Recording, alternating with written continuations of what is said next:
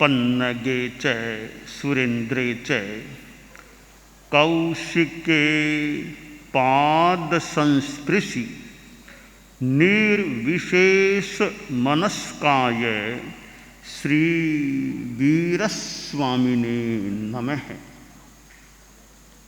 परम योगी परम श्रद्धेय श्रमण भगवान महावीर की अध्यात्म यात्रा का प्रसंग नय सार ने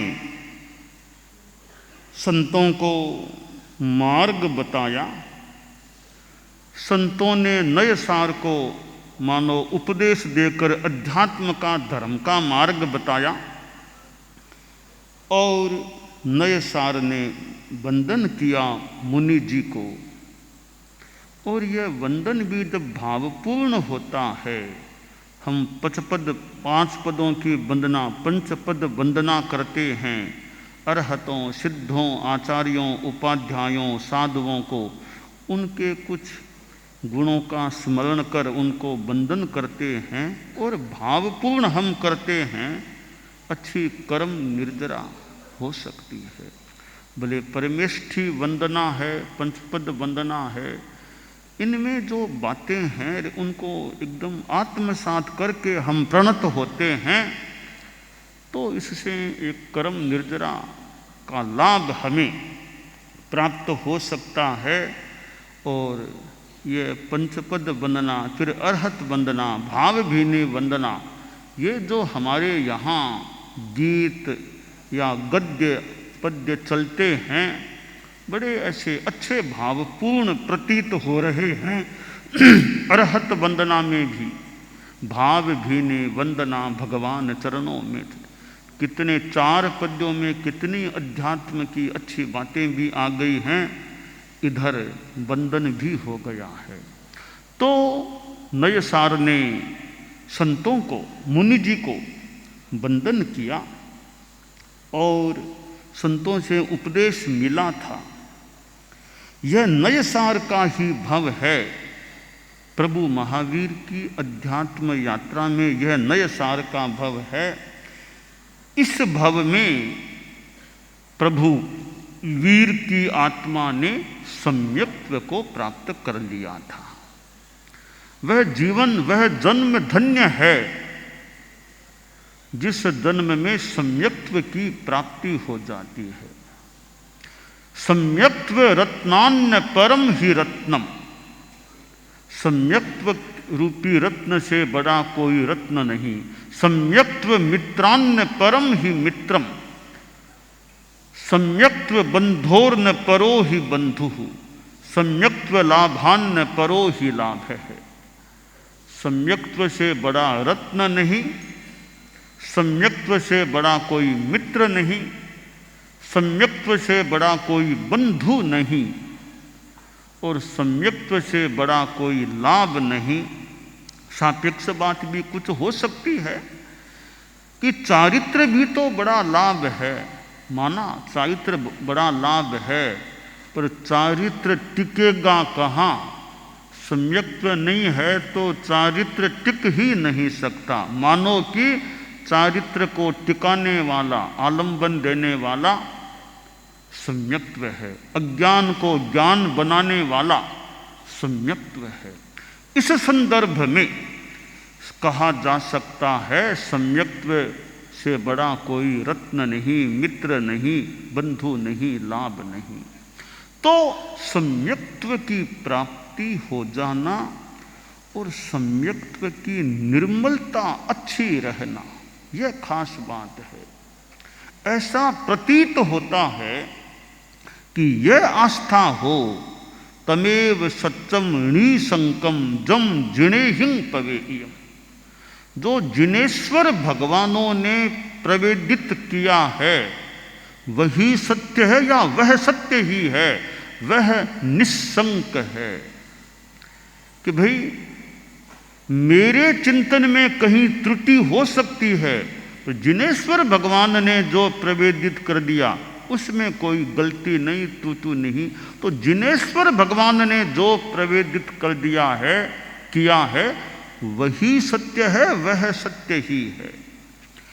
तो यह आस्था, यानी इसका तात्पर्य यह प्रतीत होता है कि जो सच्चाई है बस मेरा उसको समर्थन है, उसके प्रति मैं प्रणत हूं।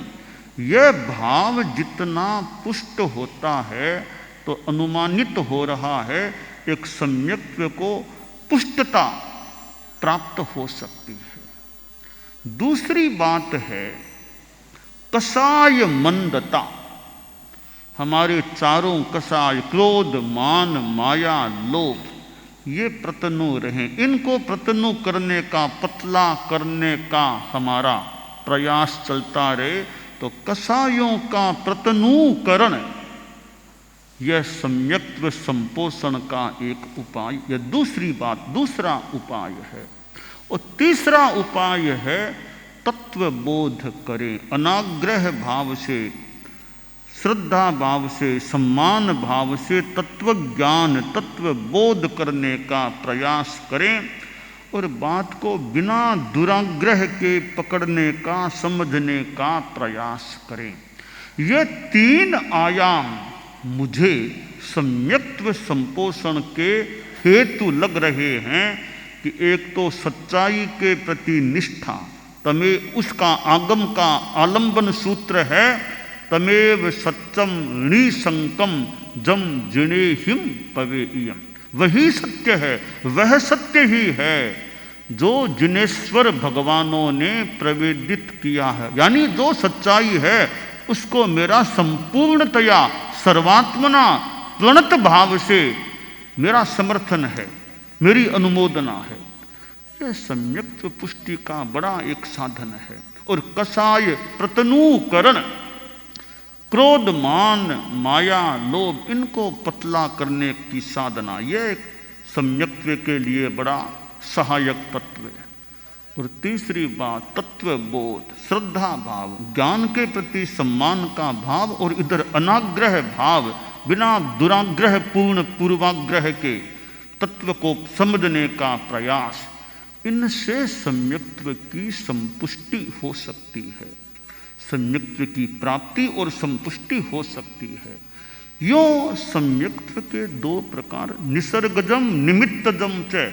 अब कर्मों का विलय हो गया, दर्शन मोहन ये हट गया, स्वतः भी सम्यक्त्व उभर सकता है।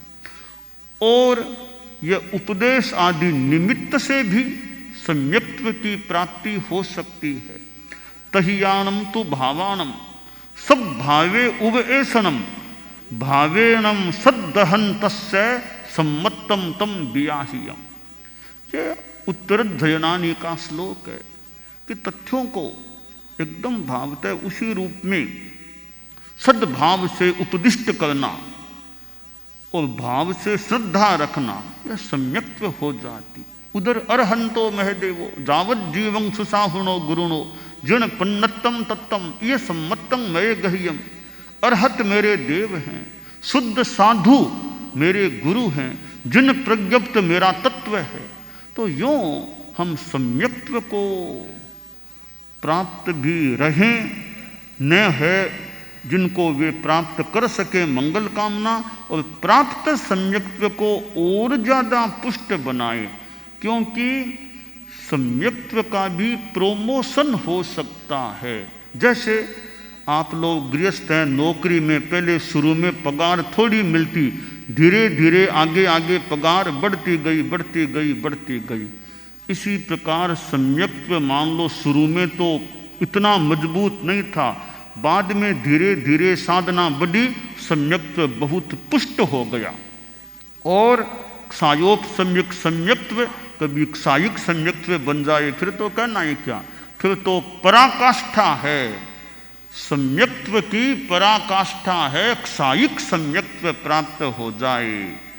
अनाग्रह भाव, इधर कसाय मंदता, और सच्चाई के प्रति सम्मान के साथ समर्थन पूर्ण भाव, अनुमोदना पूर्ण भाव, तो नए सार को सम्यक्त्व की प्राप्ति हो गई। और सम्यक्त्व की अवस्था में आयुष्य का बंध होता है अगले जन्म का, तो वैमानिक के सिवाय और कोई गति का आयुष्य नहीं बंधता। तो इसी नियम के आधार पर मानो अब नय सार स्वधर्म देवलोक में जाता है। यह नहीं कहा जा सकता आयुष्य का बंध सम्यक्त्व अवस्था में ही हुआ था या सम्यक्त्व विहीन अवस्था में जब भी हुआ हो, परंतु नए सार का अगला जन्म यानी दूसरा भव अब स्वधर्म देवलोक, प्रथम देवलोक जो 12 देवलोकों में है वहाँ होता है। और देवता हैं उनका भी कभी न कभी आयुष्य पूरा होता है। देवों की आसातना नहीं, पर देव भी उस रूप में अमर नहीं है कि हमेशा बने रहेंगे। हर देव का अपना निर्धारित आयुष्य होता है और वह आयुष्य संपन्न होने पर देवता को देवगति से च्युत होना होता है, उद्वृत्त होना होता है। और देवता आयुष्य पूरा करके वापिस ठीक बाद वापिस देव नहीं बन सकता। देव आयुष्य पूरा करके ठीक बाद नरक में नहीं जा सकता। देव जाएगा या तो मनुष्य गति में जाएगा या कोई त्रियंच गति में भी जा सकता है। यह विधान है, नियम है। तो नए सार का जीव स्वधर्म देवलोक में आयुष्य पूरा करके अब पुनः मनुष्य गति में जन्म लेता है। और जन्म भी सुकुले पच्चायाति, आगम में जो सुकुले कि सुकुल में जन्म मिले। मनुष्य का जन्म मिलना भी वैसे तो विशेष बात है, पर जन्म कहाँ मिला यह भी एक प्रश्न है। एक धर्म के माहौल वाले कुल में जन्म मिले, शालीन शिष्टाचार संपन्न, दया करुणा से भावित, संयम तप से भावित परिवार में जन्म लेने का मौका मिले, एक तो वह जन्म है। एक कहीं जो परिवार धर्म कर्म कुछ जानता नहीं, हिंसा को सामान्य रूप में व्यवहृत करता रहता है, कोई अहिंसा का कोई भाव नहीं विशेष, कोई न कोई सत्य अचौर्य आदि धर्मों का ज्ञान है, ऐसे ही कहीं अनार्य कहीं जन्म ले लिया, तो उस माहौल में भी जन्म तो मनुष्य का हो सकता है। वहाँ धर्म को समझने का और का मौका भी कितना क्या मिले न मिले। तो अच्छे कुल में मनुष्य जन्म मिले वो बड़ी बात है। जिस परिवार में दीक्षाएं हुई हैं, साधु साधियाँ, अच्छे श्रावक श्राविका या धर्म को समझने वाले लोग हैं, जैन धर्म के सिवाय भी मान लो धर्म को समझने वाले परिवार, धर्म का माहौल है, दया करुणा अहिंसा, धर्म को सुनने की जहाँ प्रवृत्ति, ऐसे परिवार में जन्म मिले तो बच्चे को धर्म के संस्कार भी सुगमता से प्राप्त हो सकते हैं।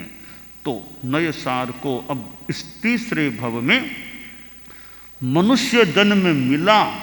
और कौन सा कुल मिला? भगवान ऋषभ के परिवार में जन्म लेने का मौका मिला और भगवान ऋषभ के सुपुत्र भरत का पुत्र बनने का और ऋषभ का पौत्र बनने का मौका, सौभाग्य जो भी मिला और ऋषभ का पौत्र बना। नाम दिया गया मरीचि, हम मरीचि कुमार कह दें, मरीचि नाम दिया गया। और इधर दादा तो तीर्थंकर, पिता चक्रवर्ती, क्या कहना, दादा तो पहले तीर्थंकर है, पिता पहले चक्रवर्ती, और उनका यह सुपुत्र मरीचि कुमार। तो नातीले थे ऋषभ भगवान। तो नातीले होते हैं तो थोड़ा धर्म से एक जुड़ाव लगाव थोड़ा ज़्यादा हो सकता है, हो तो भगवान ऋषभ का एक बार अयोध्या में पादार्पण होता है। तो दादा महाराज का पधारना हुआ है अयोध्या में। तो अब मरीचि को भी संपर्क में आने का मौका मिला। तीर्थंकर भगवान और संसार पक्ष में दादा महाराज, तो उनके पास संपर्क में आया मरीचि और भगवान ऋषभ की देशना प्राप्त हुई, प्रवचन सुनने को मिले, है वो भी तीर्थंकर का प्रवचन सुनने को मिले, कितनी बढ़िया बात है। तो ये देशना और प्रवचन जो होता है उसके द्वारा कितनों को सन्मार्ग प्राप्त हो सकता है। हमारे कितने साधु साध्वियाँ दीक्षित हुए हैं, चारित्रात्माएं समणियाँ भी समणी रूप में दीक्षित हुई हैं, तो कितनों को कैसे कैसे संपर्क मिला होगा, कभी आचार्यों का, कभी और चारित्रात्माओं का संपर्क मिला होगा, प्रेरणा मिली होगी और उनमें एक संवेग मानो पुष्ट हुआ आश्रय और वे दीक्षित हो गए। तो यह प्रवचन सुनना, देशना सुनना, यह भी बहुत अच्छी चीज है। आप लोग जो प्रवचन सुनने वाले हैं, जो गृहस्थ हैं और अपना समय प्रवचन श्रवण में, उपासना में भी लगाते हैं, और यह वर्तमान यहाँ का तो माहौल एक मानो धर्ममय माहौल यहाँ का लग रहा है, मानो कोई तपोवन, कोई आश्रम हो, ऐसा यह परिसर लग रहा है, जहाँ साधक साधिकाएं साधना करने वाले इतने साधु साध्वियाँ समणियार, फिर मुमुक्षु भी, कुल मिलाकर के तपोवन जैसा यह नंदनवन परिसर आभासित अनुमानित प्रतीत हो रहा है। इतनी साधना, फिर पर्यूषण का समय है अभी तो मुख्य साधना धर्म का समय है एकदम। कितना धर्ममय प्रवचन, कितने समय सारिणी जो महाशिविर की चल रही है, और इतनी चारित्रात्माएं प्रवचन में, इतने साधु साध्वियाँ समणियाँ विराजमान होते हैं, इतने आप जैसे सौभाग्यशाली श्रावक श्राविकाएं फिर विराजमान होते हैं, कितना एक धर्म का माहौल उजागर होता है। तो भगवान ऋषभ की देशना और मरीचि को वह मौका मिला, देशना से प्रभावित हो गया। कोई कोई बात आदमी को झकझोर देने वाली, आदमी के चिंतन को मोड़ देने वाली, दिशा का निर्देश देने वाली बन सकती है। और तीर्थंकरों की वाणी, तो मरीचि ने जब प्रवचन देशना का लाभ लिया और मन में वैराग्य भाव जाग गया, वैराग्य आ गया। भगवान ऋषभ का नातीला पोता महाराज दीक्षित भी हो गया।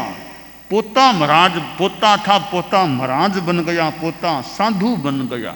हमारे साधु साध्वियाँ हैं, वे भी अपने पोतों पर ध्यान दें, पोते हों, भतीजे हों, भाणजे हों, वे ध्यान दें। कोई आपकी प्रेरणा से और से, दूसरों की प्रेरणा से, कईयों के, हमारे संतों के भी अब तो पोते हो गए होंगे, भले यानी भाई के पोते मान लो उस रूप में।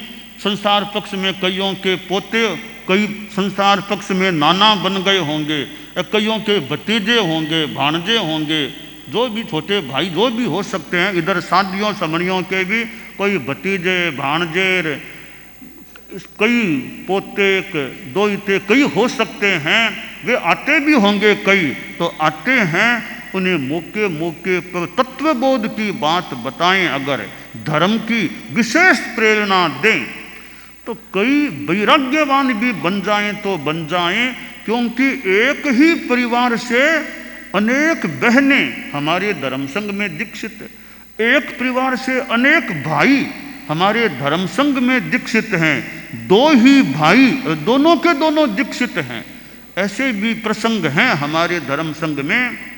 तो अपने जो ज्ञाति हैं उन पर उपकार करें, वो ज़्यादा संपर्क में आते हैं तो प्रयास करें, छोटे बच्चे हैं उनको भी प्रेरणा दें। ठीक है, ऐसा भाग्य सबका हो न हो कि साधु बने, अच्छे श्रावक तो बने, अच्छे धार्मिक कार्यकर्ता तो बने, अच्छे उपासक तो बने, तो अच्छे कुछ तो हम प्रयास करेंगे तो ठीक है, कोई साधु साध्वी बन जाए, कोई न भी बने, अच्छे संस्कार तो आए उनमें, अच्छे बच्चे तो बने।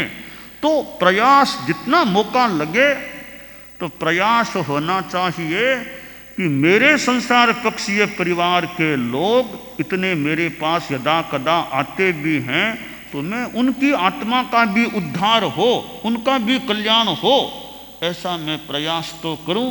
तो हमारे गुरुकुलवास में भी साधु साधियाँ हैं, न्यारा में भी कितने हैं, तो न्यारा वाले भी वे भी यथा अवसर प्रयास करें कि भी कभी रास्ते की सेवा करते हैं, कभी चतुर्मास में सेवा करते हैं, कभी और कभी भी करते हों, उनको धर्म की प्रेरणा विशेषतया तो आधा घंटा आसपास ही रहते हैं, कई बार दिन में भी पास में, रात में भी पास में, मौके मौके पर कोई तत्व ज्ञान दें, शास्त्र की बात बताएं, धर्म की बात बताएं, ताकि उनकी आत्मा भी अच्छे भावों से भावित हो।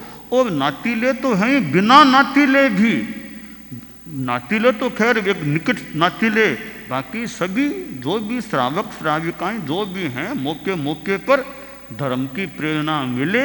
और वे माता पिता कितने साधुवाद के पात्र हैं, जितनी संतान सबको दे दिया, दो तो दो को ही दे दिया, और तीन तीन बहनें हो जाती है, भाई हो जाते हैं, एक ही परिवार से भाई भी है, बहनें भी है, एक भाई दो बहनें, बस कई और लागती पागती कई ऐसे एक ही परिवार के रिलेटिव्स हैं, कितने दीक्षित हो जाते हैं।